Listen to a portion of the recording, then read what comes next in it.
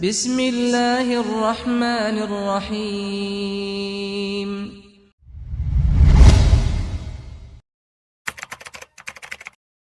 Bismillahirrahmanirrahim. Assalamualaikum warahmatullahi wabarakatuh.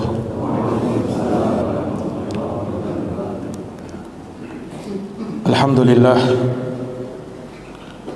Alhamdulillahi rabbil alamin.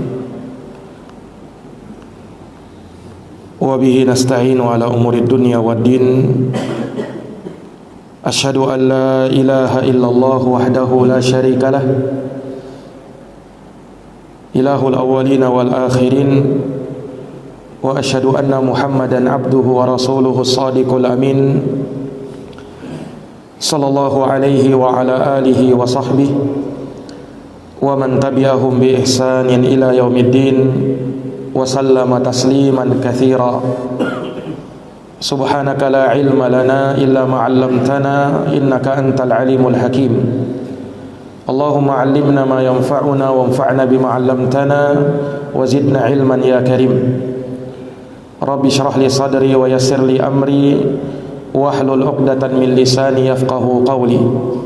Allahumma inna nas'aluka ilman nafi'a wa rizqan thayyiba wa amalan mutaqabbala. Amma ba'd. Ma'asyiral muslimin, bapak-bapak, hadirin semuanya, jamaah salat subuh yang dirahmati dan dimuliakan oleh Allah. Alhamdulillah, alhamdulillahi bi ni'matihi tatimmus shalihat. Segala puji hanya bagi Allah yang dengan nikmat-nikmatnya tertunai segala amal-amal kebajikan. Salawat dan salam semoga terhatur limpahkan kepada junjungan kita, Nabi Agung, Nabi yang mulia, Rasulullah Muhammad bin Abdullah alaihi salatu wassalam, kepada keluarga dan sahabat serta mereka yang senantiasa meniti jalannya sampai hari kiamat. Ma'asyiral muslimin, jamaah Masjid Al-Ijtihad yang dirahmati oleh Allah, kita akan melanjutkan kembali pembahasan dari hadits-hadits Rasulullah sallallahu alaihi wasallam yang tertuang dalam kitab Bahjatul Qulubil Abrar, buah karya Fadilatul Syekh Al-Allamah Abdurrahman bin Nasir As-Sa'di rahimahullahu ta'ala. Hadis yang kita akan bacakan diterima dari sahabat Abu Hurairah radhiyallahu ta'ala anhu. Beliau berkata, qala Rasulullah sallallahu alaihi wasallam, Rasulullah sallallahu alaihi wasallam bersabda, idza mata al-'abdu inqata'a 'amaluhu illa min thalath. Apabila seorang hamba meninggal dunia, maka terputus amalnya kecuali tiga. Shadaqatin jariyatin, yang pertama adalah sedekah jariyah. Au ilmin yuntafa'u bih, yang kedua ilmu yang bermanfaat. Au waladin salihin yad'u lahu, dan yang ketiga anak saleh yang mendoakan kebaikan untuk orang tuanya. Rawahu Muslim. Hadits ini diriwayatkan oleh Imam Muslim. Dalam sebagian lafaz disebutkan, idza mata banu adam inqata'a anhu sa'iru amalih. Apabila anak cucu Adam meninggal dunia, maka terputus seluruh amalnya kecuali tiga yang tadi. Para hadirin yang dirahmati oleh Allah, hadits ini cukup masyhur di kalangan kita. Sering kita baca, sering kita dengarkan, dan mungkin sering kita dengarkan dari para khutbah, dari para penceramah membawakan hadits yang mulia ini. Hadits sahih diriwayatkan oleh Al-Imam Muslim. Para hadirin yang dirahmati dan dimuliakan oleh Allah, hadits ini memberikan pelajaran kepada kita bahwasanya ada suatu saat di mana amal-amal kita kelak akan terputus. Ada saat-saat di mana akan datang kematian itu. sehingga tidak ada lagi manfaatnya untuk beramal. Karena setelah kematian yang ada adalah perhitungan terhadap amalan. Yang ada adalah pembalasan atas setiap amal yang kita lakukan. Manusia di dalam hidupnya sekurang-kurangnya mengalami 4 alam. Ada alam rahim, alam tatkala kita berada di kandungan ibu-ibu kita, yang Rasulullah sallallahu alaihi wasallam sebutkan di dalam hadisnya, inna ahadakum yujma'u khalquhu fi batni ummihi arba'ina yawman nutfah. Sesungguhnya salah seorang dari kalian dikumpulkan penciptaannya dalam rahim ibunya selama 40 hari berupa nutfah, setetes air.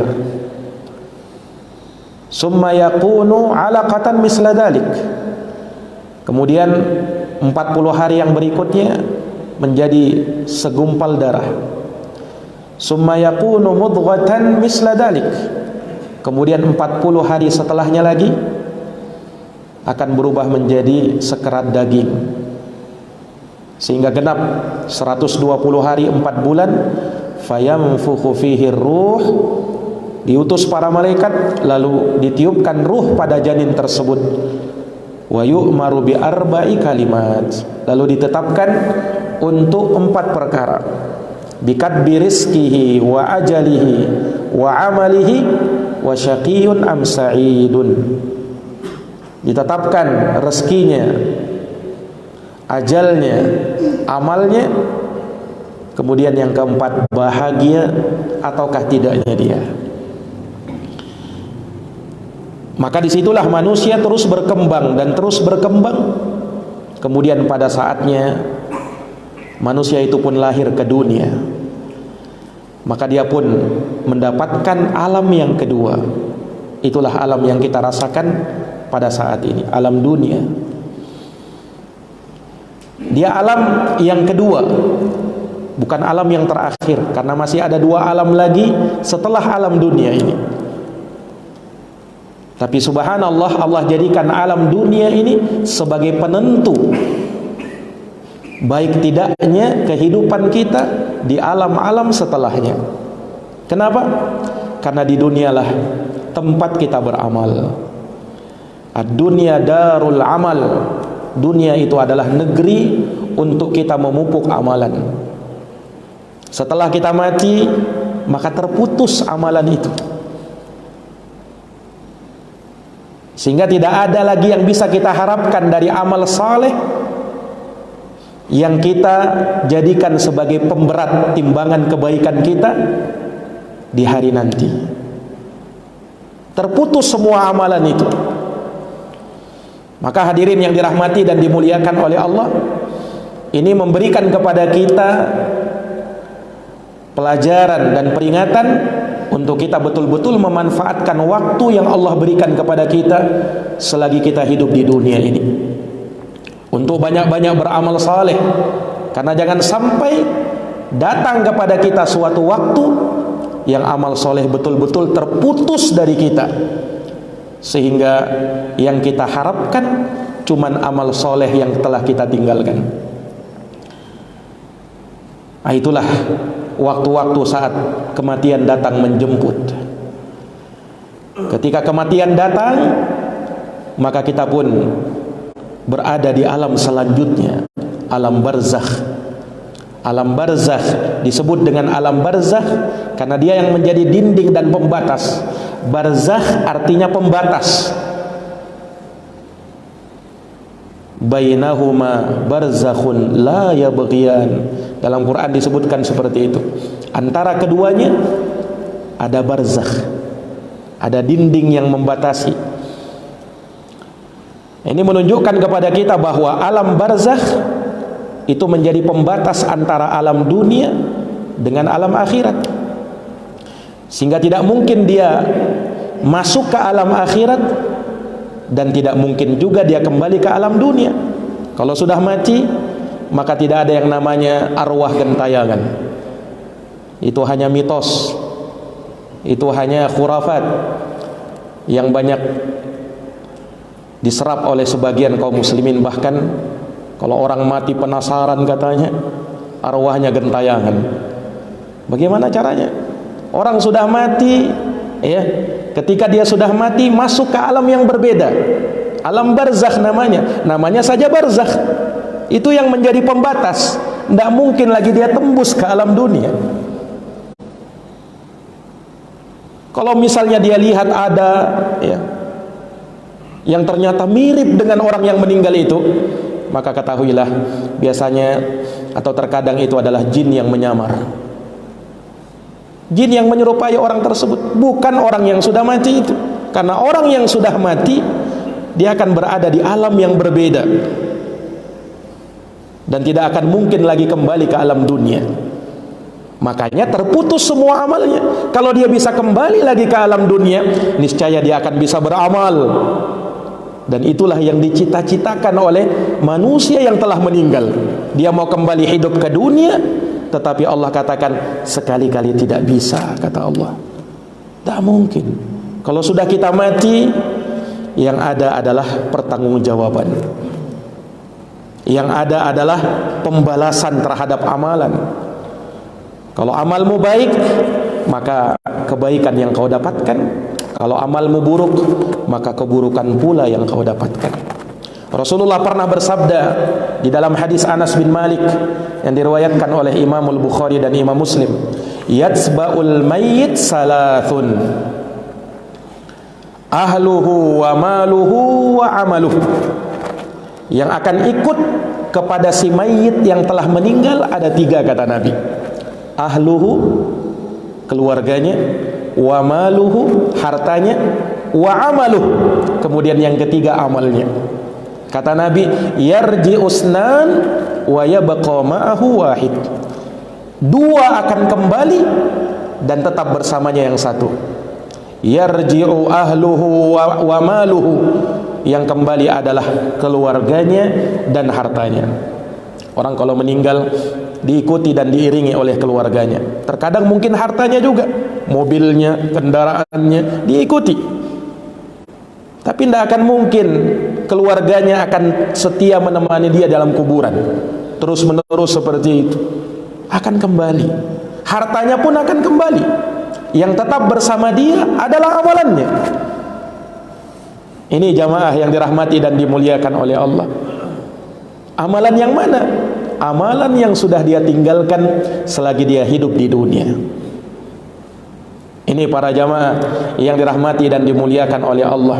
Maka sebelum waktu itu datang, sebelum kematian yang pasti akan menimpa manusia itu datang, maka manfaatkan kesempatan yang Allah berikan dengan sebaik-baiknya untuk kita memupuk amal-amal saleh, untuk menjadikan pemberat timbangan kebaikan kita di hari akhir nanti.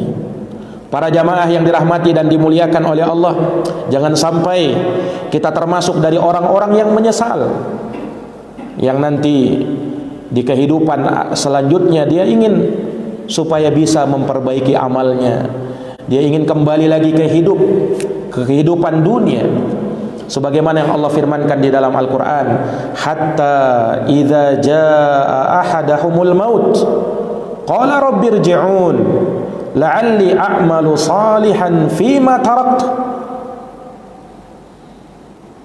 Hingga tatkala datang kepada seorang dari mereka kematian, maka dia pun berkata kepada Tuhannya, wahai Tuhanku, kembalikan aku ke dunia, la'alli a'malu salihan fima tarakt, barangkali ya Allah aku bisa beramal saleh terhadap apa yang dahulu aku tinggalkan.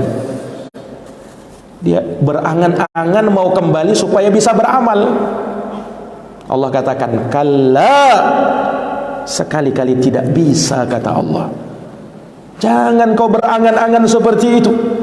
Innaha kalimatun huwa qailuha, itu hanya kalimat yang kau ucapkan yang tak ada manfaatnya, yang tak mungkin dikabulkan oleh Allah. Wa min waraihim, kemudian Allah katakan, dan di belakang mereka barzakhun, ada barzakh yang membatasi. ila yaumi yub'atsun, sampai hari mereka dibangkitkan oleh Allah. Makanya alam kubur itu adalah persinggahan pertama, persinggahan menuju negeri akhirat. Bukan yang terakhir dia. Setelah kiamat tiba, maka akan ada alam berikutnya. Itulah yang dikenal dengan yaumul akhir, yaumul qiyamah, hari kiamat, hari yang terakhir, hari yang tiada lagi alam atau hari setelahnya. Allah Subhanahu wa taala juga berfirman di dalam Al-Qur'an, bagaimana angan-angan manusia ingin kembali ke dunia supaya bisa beramal, dan di antara amalan yang dia inginkan supaya dia bisa bersedekah. Allah berfirman, wa anfiqu mimma razaqnakum min qabli an ya'tiya ahadakumul maut. Berinfaklah, kata Allah, terhadap apa yang telah Allah berikan kepada kalian sebelum datang kepada salah seorang dari kalian kematian. Kalau sudah datang kematian, barulah dia menyesal, barulah dia berangan-angan, barulah dia mau bercita-cita untuk beramal, tapi sudah terlambat. Dia hanya bisa berangan-angan seperti itu, penyesalan demi penyesalan, namun tak ada guna lagi. Fayaqulu rabbi laula akhartani ila ajalin qarib fa asaddaqa wa akum minas salihin. Maka dia pun berkata, wahai Tuhanku, andaikan kau akhirkan ajalku, andaikan kau tunda kematianku ya Allah, sehingga aku bisa hidup dan aku bisa bersedekah terhadap dulu yang aku tinggalkan ketika aku hidup di dunia. Lihat, dia berangan-angan supaya bisa bersedekah. Kenapa? Karena di antara amal yang mulia yang bisa bermanfaat bagi seorang hamba ketika dia meninggal adalah sedekahnya. Ini jamaah yang dirahmati oleh Allah. Ini orang-orang beriman berangan-angan seperti itu. Bahkan orang kafir pun demikian, yang sudah masuk neraka. Mereka berteriak di dalam neraka, wahum yastarikhuna fiha. Mereka berteriak di dalam neraka itu. Apa yang mereka inginkan? Rabbana, wahai Tuhan kami, akhrijna, keluarkan kami dari neraka ini. Kami ingin kembali ke dunia. Akhrijna na'mal salihan ghairal ladzi kunna na'mal. Kami ingin beramal saleh, wahai Tuhanku, bukan seperti apa yang dulu kami lakukan. Lihat, angan-angannya pengen kembali ke dunia. Namun apa jamaah sekalian? Allah jawab apa yang mereka inginkan ini. Awalam nu'ammirkum, kata Allah, bukankah kami sudah berikan umur kepadamu? Ada yang diberikan umur 50 tahun, 60 tahun, 70 tahun, 80 tahun, ada yang lebih daripada itu. Bukankah kami sudah berikan umur kepada kalian? Kenapa kalian tidak ambil pelajaran di situ? Ma yatadakkaru fihi man tadakkar. Mengapa umur yang Allah berikan kepada kalian kemudian kalian sia-siakan? Waja'akumun nadir, sudah datang peringatan kepadamu, ubanmu sudah tumbuh, kata para ulama ketika menafsirkan ayat ini. Itu peringatan dari Allah Subhanahu wa taala. Faduqu, maka rasakan. Fama lidzalimina min nasir. Tidak ada penolong bagi orang-orang yang berbuat kezaliman. Ini jamaah sekalian, penyesalan. Menyesal di akhirat tak guna. Penyesalan di dunia masih bisa bermanfaat, masih bisa berguna bagi kita. Kita bisa memperbaiki diri kita. Kalau di dunia kita masih bisa bertaubat, kita masih bisa beramal selagi di dunia. Menyesal di dunia masih bermanfaat, tapi kalau sudah di akhirat tidak ada manfaat lagi. Para jamaah yang dirahmati dan dimuliakan oleh Allah Subhanahu wa taala, maka di dunia ini seseorang hendaknya betul-betul memanfaatkan waktunya untuk beramal soleh, karena akan datang amal soleh terputus. Tidak ada lagi amal soleh yang mengalir bersama kita. Akan tetapi Nabi SAW dalam hadits ini menyebutkan ada 3 amal soleh yang ternyata masih bisa mengalir. Ini pengecualian. asalnya amal soleh seorang hamba terputus kecuali 3, kata Nabi. Dalam hadits ini Nabi menyebutkan 3. Dalam riwayat lain Nabi menyebutkan 7, Pak. Itu dalam hadis riwayat Imam Ibnu Majah dari sahabat Abu Hurairah, dan haditsnya disahihkan atau dihasankan oleh Syekh Al-Albani rahimahullah, di mana Nabi sallallahu alaihi wasallam bersabda, "Inna mimma yalhaqul mu'min min 'amalihi wa hasanatihi min ba'di mautihi." Sesungguhnya, kata Nabi, dari apa yang akan terus mengalir pahalanya kepada seorang mukmin, ya, ada 7 hal setelah dia meninggal. Nah, dalam hadits ini Nabi menyebut 7. Walaupun 7 hal ini sebenarnya bisa kita kembalikan kepada 3 tadi, tapi Nabi lebih merinci lagi 7 ini. Apa itu? Kata Nabi, yang pertama, ilman alimahu wa nasyarah. Ilmu yang dia ketahui lalu dia sebarkan sama orang. Itu yang pertama. Yang kedua, awwaladan salihan tarakah, atau anak saleh yang dia tinggalkan. Itu yang kedua. Aw mushafan warathah. Yang ketiga, mushaf yang dia wariskan sama orang, yang orang itu terus membacanya, ya, kemudian mempelajari Al-Quran tersebut dari warisan yang dia terima dari orang yang telah meninggal. Ini motivasi untuk kita apa? Mewakafkan. Di antara wakaf yang bermanfaat adalah mushaf Al-Quran. Setiap kali kita ada orang muslimin yang membacanya, maka mengalir pahalanya itu, Pak. Sebagaimana Nabi sebutkan ini. Itu yang ketiga. Yang keempat, au masjidan banahu, masjid yang dia bangun dari dananya, dari uangnya. Walaupun orangnya sudah meninggal, mengalir terus pahalanya selama masjid itu dipakai dan digunakan oleh kaum muslimin. Yang kelima, au baitan libnis sabil banahu, atau rumah yang dia siapkan untuk orang-orang yang terputus jalannya, untuk persinggahan. Dia bangun untuk orang-orang seperti itu. Rumah-rumah yang memang sengaja dibangun, ya, rumah-rumah ini biasa dilewati oleh orang-orang ketika safar perjalanan. Ada rumah itu mungkin bisa jadikan sebagai tempat berteduh, tempat beristirahat. Ada orang mewakafkan itu juga. Ini amal jariyah ini juga.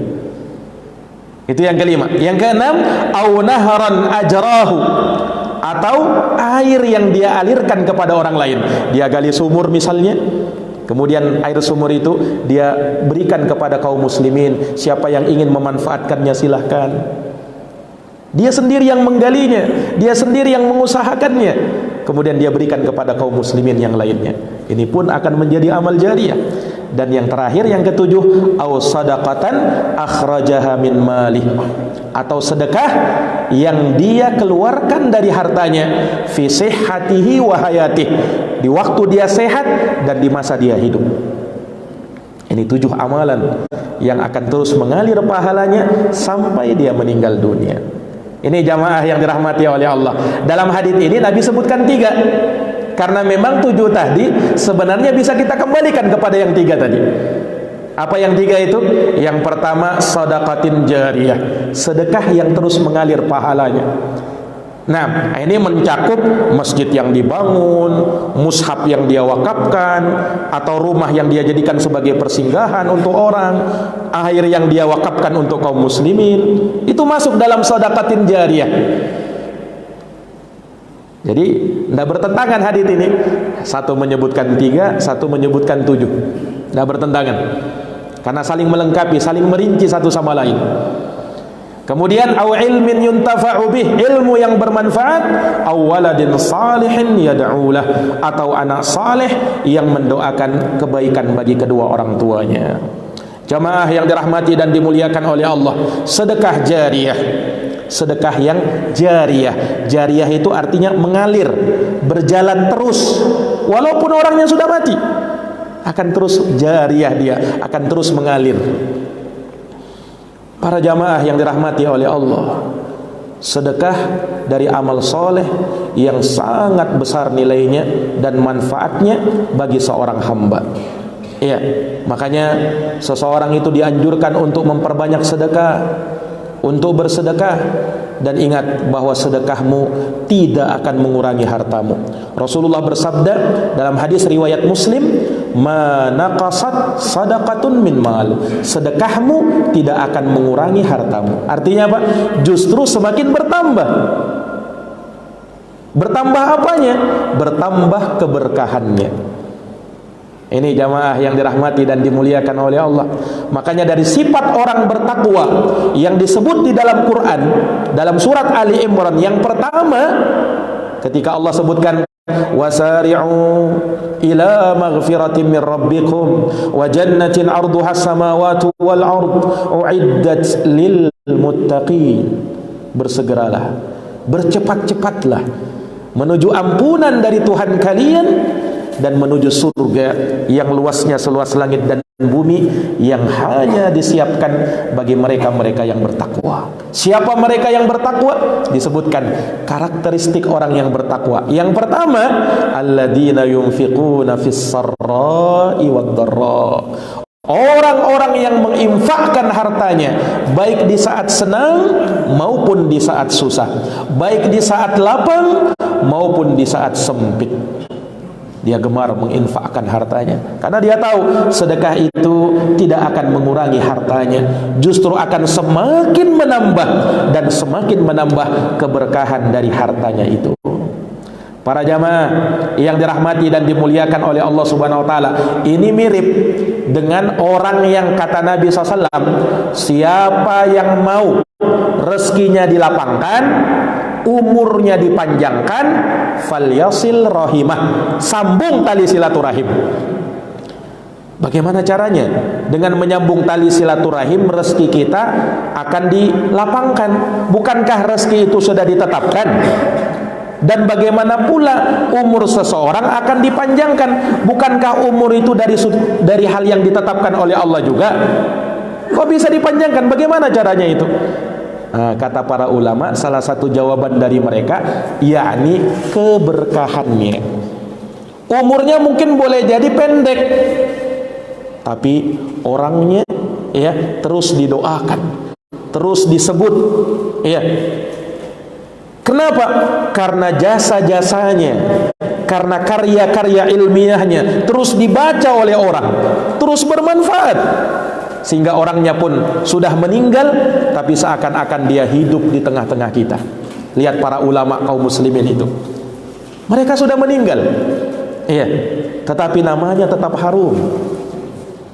Para ulama kaum muslimin, kenapa jamaah sekalian? Karena keberkahannya. Iya. Para jamaah yang dirahmati dan dimuliakan oleh Allah Subhanahu wa taala, orang yang menyedekahkan hartanya, maka Allah yang akan menggantinya. Wa ma anfaqtum min syai' fahuwa yukhlifu. Apapun yang kalian infakkan, apapun yang kalian sedekahkan, maka Allah Subhanahu wa taala yang akan menggantinya. Jangan khawatir. Allah akan ganti, dan gantinya Allah jauh lebih baik daripada apa yang telah kita berikan itu. Para jamaah yang dirahmati dan dimuliakan oleh Allah Subhanahu wa taala, ketika kita bersedekah, manfaatnya bukan hanya untuk akhirat kita, dunia pun kita dapat. Kenapa? Ya karena harta kita akan berkembang. Itu manfaat dunia yang kita dapatkan. Sehingga ketika orang yang berinfak, orang yang bersedekah, Allah ganti. Di mana digantinya? Bukan hanya di akhirat, di dunia pun terkadang Allah ganti. Allah berikan, Allah kembangkan hartanya. Sehingga dengan sedekah itu manfaatnya dunia akhirat. Sekalipun ketika kita memberikan harta kita, jangan sampai niat kita untuk mendapatkan dunia. Oh, ini saya mau sedekahkan 1 mobil saya supaya nanti dapat 2 mobil. Hanya itu yang dia ingat, hanya itu yang dia sebutkan. Sehingga motivasi orang berinfak cuman karena dunia. Ini salah kalau seperti ini. Harusnya kalau kau berinfak, kalau kau bersedekah, niatkan untuk akhirat. Adapun dunia nanti menyusul. Kalau kau berinfak niatmu, saya mau infakkan ini supaya Allah ganti berkali lipat. Itu yang dia khayalkan di pikirannya untuk mendapatkan balasan dunia. ini sedekahnya tidak akan diterima oleh Allah. Kenapa? Niatnya sudah salah. Sedekah itu dari ibadah. Ibadah harus kita ikhlaskan karena Allah. Ini para jamaah yang dirahmati dan dimuliakan oleh Allah. Sehingga jangan salah ya, ketika seseorang itu berniat untuk bersedekah. Para jamaah yang dirahmati dan dimuliakan oleh Allah Subhanahu wa taala, maka ini dari manfaat sedekah yang kita berikan di jalan Allah Subhanahu wa taala. Bahkan orang yang bersedekah akan disiapkan baginya pintu yang namanya babus sedekah. Jadi di akhirat nanti ya, penghuni surga akan masuk dari pintu-pintunya. Kata Rasulullah sallallahu alaihi wasallam, barang siapa atau tidaklah seorang muslim, seorang mukmin yang dia meninggal dunia, kemudian dia menghadap kepada Allah dan kebaikannya lebih berat daripada keburukannya, dia masuk surga, maka tidaklah dia melainkan akan dipanggil dari pintu sesuai dengan amal soleh yang dia lakukan. Maka barang siapa yang termasuk dari ahli salah, du'iya min babis salah, maka dia akan dipanggil dari pintu salat. Wa man kana min ahlil jihad, du'iya min babil jihad. Siapa yang termasuk dari orang yang gemar berjihad, maka dia akan dipanggil dari pintu jihad. Barang siapa yang termasuk dari ahli siyam, maka dia akan dipanggil du'iya min babir rayyan, akan dipanggil dari pintu ar-rayyan namanya. Wa man kana min ahli sadaqah, dan barang siapa yang termasuk dari ahli sedekah, du'iya min babis sadaqah, maka dia akan dipanggil dari pintu sedekah. Ini jamaah yang dirahmati oleh Allah.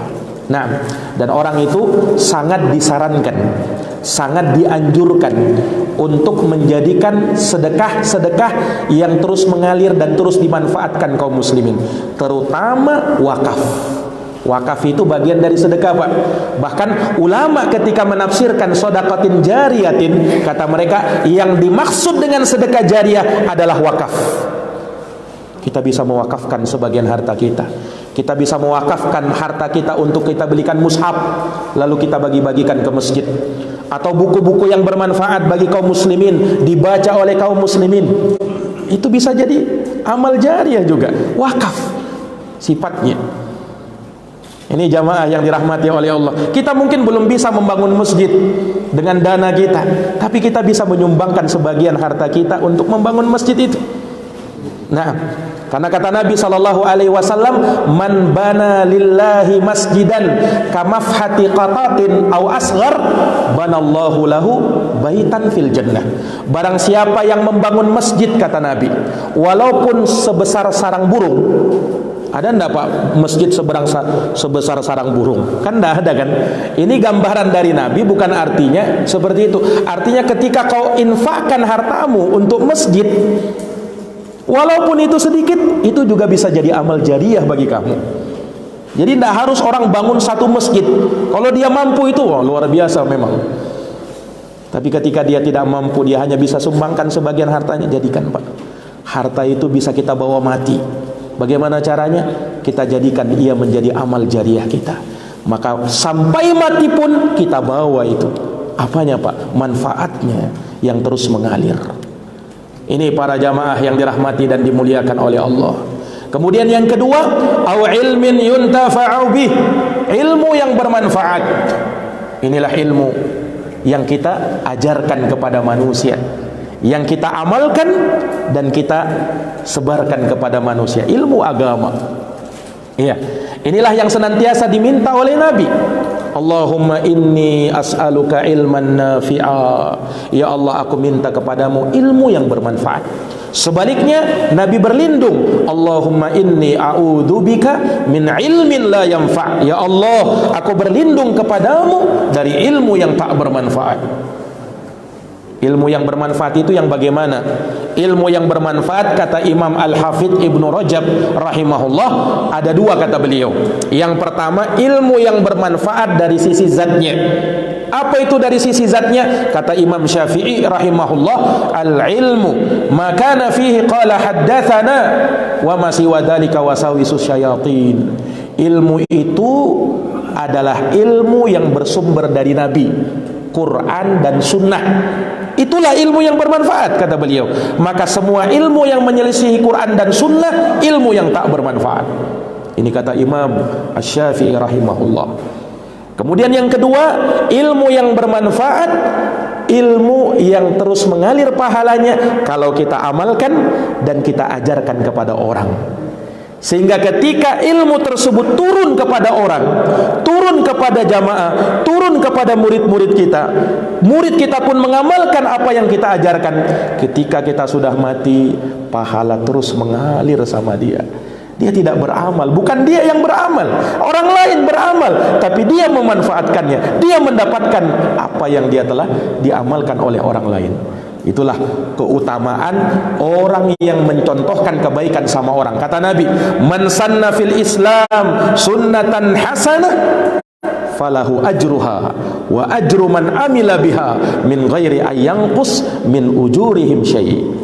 Barang siapa yang mencontohkan dalam Islam sunnah yang baik, dia contohkan begini caranya, begini sunnahnya, begini caranya beramal, maka baginya pahala, kata Nabi, dan pahala orang yang ikut mengamalkannya. Lihat, tanpa mengurangi pahala mereka sedikit pun juga. Ini ilmu yang bermanfaat. Jamaah yang dirahmati dan dimuliakan oleh Allah Subhanahu wa taala, ilmu yang bermanfaat inilah yang akan menjadi timbangan bagi kita untuk membedakan mana yang hak, mana yang batil, mana yang benar, mana yang salah, mana jalan ke surga, mana jalan ke neraka. Tanpa ilmu yang bermanfaat, maka kita sulit membedakan mana kebenaran itu, mana kebatilan itu, mana yang sunnah dan mana yang bid'ah, mana yang tauhid dan mana yang syirik, mana yang taat dan mana yang maksiat. Dengan ilmu yang bermanfaatlah kita bisa bedakan. Para jamaah yang dirahmati dan dimuliakan oleh Allah Subhanahu wa taala, ini sedekah jariyah, kemudian ilmu yang bermanfaat. Dan yang terakhir, awwaladin salihin yad'ulah, anak soleh yang mendoakan kebaikan bagi kedua orang tuanya. Betapa bahagianya orang tua yang punya anak soleh. Betapa bahagianya orang tua ketika dia mendapatkan anak soleh, anak yang terus mendoakan bagi kebaikan bagi dirinya, anak yang terus memohonkan ampunan bagi kedua orang tuanya. Dia akan berdoa dan bermunajat kepada Allah. Orang tuanya sudah meninggal, tapi dia terus berdoa dengan doanya, Rabbighfirli wali walidai warhamhuma kama rabbayani saghira. Wahai Tuhanku, ampuni dosaku, ampuni dosa kedua orang tuaku, rahmati mereka ya Rabb sebagaimana mereka merahmatiku sewaktu aku kecil. Ini doanya orang soleh. Dia tidak lupa mendoakan kedua orang tuanya, entah orang tuanya masih hidup, terlebih ketika orang tuanya sudah meninggal dunia, dia akan terus doakan. Subhanallah, disebutkan di dalam hadits yang sahih, ketika ada seorang bapak di dalam surga, Allah tinggikan derajatnya, Allah naikkan derajatnya. Kemudian Allah pakaikan mahkota kemegahan di dalam surga. Bapak ini pun berkata, "Ai Rabbi, wahai Tuhanku, anna li hadhi, dari mana aku dapatkan semua ini? Rasa-rasanya tak pernah aku beramal seperti apa yang sekarang aku dapatkan ini. Dari mana ya Rabb?" Apa kata Tuhannya? Apa kata Allah Subhanahu wa taala? Bistighfari waladikalak. Itu semua kau dapatkan karena sebab anakmu selalu memohonkan ampunan untuk dirimu. Allahu Akbar. Ini jamaah sekalian, orang tuanya diangkat derajatnya oleh Allah Subhanahu wa ta'ala. Karena memang anak inilah yang akan menjadi harapan kita nanti. Bukankah Allah berfirman, wa alaysa lil insani illa ma sa'a, dan tidak ada bagi manusia kecuali apa yang dia usahakan. Ulama tafsir mengatakan al-walad, anak kita, anak laki-laki maupun anak perempuan, itu termasuk dari hasil usaha kita. Dari hasil usaha kita. Sehingga kalau anak itu berhasil kita didik menjadi anak yang soleh, maka manfaatnya akan berpulang kepada kedua orang tuanya. Bahkan kata para ulama, Pak, anak yang soleh, tidak usah dia mendoakan kedua orang tuanya. Belum dia doakan kedua orang tuanya sudah dapat pahala. Apalagi kalau dia doakan. dia tidak doakan ini misalnya, anaknya menjadi anak soleh, itu sudah berpahala bagi orang tuanya. Kenapa? Hasil didikan dia. Ini jamaah sekalian. Dan dari sini juga kata para ulama, sebenarnya anak soleh itu juga bukan hanya mencakup anak kandung kita. Walaupun dia bukan anak kandung kita, hanya anak didik. Anak didik kita itu pun masuk di dalam hadits ini. Kenapa? Kita yang didik dia supaya dia jadi anak soleh, dan dia mendoakan kedua orang tuanya. Kita sebagai guru adalah orang tua dia ketika di sekolah, ketika di tempat belajar. Ini jamaah yang dirahmati dan dimuliakan oleh Allah. Makanya didik betul anak kita, Pak. Caranya mendidik anak, berupaya, berusaha sekuat tenaga kita didik, kemudian tidak lupa mendoakannya. Karena biar bagaimanapun anak kita berada pada bimbingan hidayah dari Allah Subhanahu wa taala. Kalau Allah tak memberi hidayah sama dia, maka dia tidak akan dapat hidayah. Walaupun bapaknya orang soleh, bahkan walaupun bapaknya seorang nabi. Lihat Pak, Nabi Nuh alaihissalam, bapaknya nabi, anaknya bagaimana? Anaknya kafir. Bahkan disebut dalam Quran kan, bagaimana Nabi Nuh alaihissalam sudah mengajak anaknya ketika Allah suruh Nabi Nuh bikin perahu untuk apa namanya menyelamatkan, karena Allah mau turunkan bencana kepada kaumnya Nabi Nuh. Anaknya ternyata bersama orang kafir. Nabi Nuh mengajak, ya bunayya kam ma'ana wala takum ma'al kafirin. Wahai anakku, naik kau ke atas perahu, jangan kau bersama orang kafir. Ini anak, Pak. Tapi apa jawaban anaknya ini? Jawaban sang anak ini, sa'awi ila jabal ya'simuni minal ma. Wahai bapakku, aku tidak mau ikut sama kau. Lihat, padahal bapak kandungnya, aku tidak mau ikut sama kau. Aku akan naik ke atas gunung supaya bisa menjaga aku dari musibah ini. Subhanallah. Tidak bisa bermanfaat. Hidayah tetap di tangan Allah. Para jamaah yang dirahmati dan dimuliakan oleh Allah, dan betapa indahnya ketika anak itu menjadi anak yang soleh, anak yang terus mendoakan bagi kedua orang tuanya, memintakan ampun untuk kedua orang tuanya, dan ini pun bisa menjadi amal jariah bagi kita pada saat kita mati nanti. Mudah-mudahan bermanfaat. Jazakumullah khairan katsiran atas perhatiannya. Mohon maaf atas segala kekurangannya. Kita akhiri dan kita tutup dengan doa kafaratul majlis. Subhanakallahumma wa bihamdika asyhadu an la ilaha illa anta astaghfiruka wa atubu ilaik. Subhana rabbika rabbil izzati amma yasifun wa salamun alal mursalin walhamdulillahi rabbil alamin. Wassalamu alaikum warahmatullahi wabarakatuh.